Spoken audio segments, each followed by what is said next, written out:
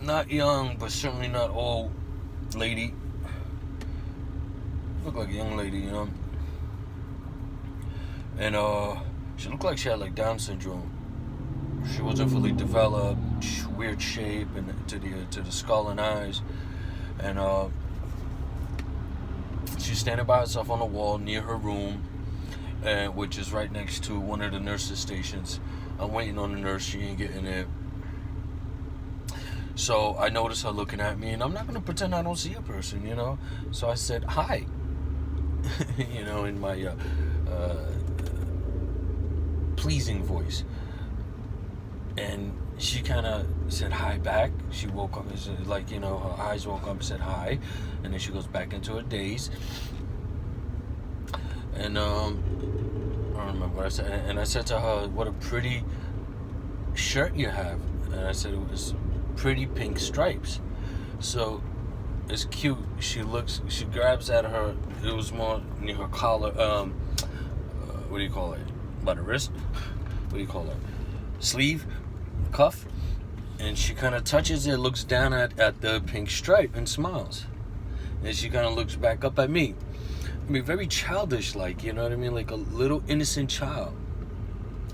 And I said her name. She says Beatrice. I introduced myself, you know. She's all smiles and gets serious again, and the smile comes, and it's always that the cutest smile, man. Anyway, we have a bunch of conversations, and I told her, well, this is my shirt. It's blue. It's my favorite color. And again, I noticed a smile. I said, Beatrice, you have the prettiest smile I've ever seen. And, man, this woman, this little thing, she just lit up, and she's all shy and all that stuff.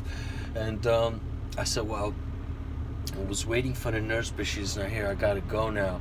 So I said, good night, you know. And she reached her delicate, soft hand and grabbed mine, and I held her hand for a moment, being careful not to squeeze too hard or anything like that. But I just felt her, and I let her feel my warmth on my hand, and we mutually let go.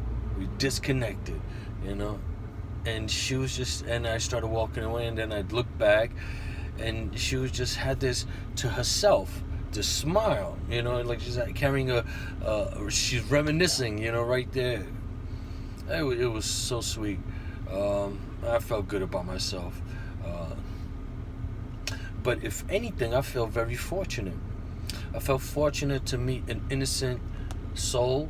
I don't know what this person has done or was and all that stuff, but right there and then on that spot, I felt, you know, I felt the duty to give love and care to some of the, you know, the incapable, because they're still God's children.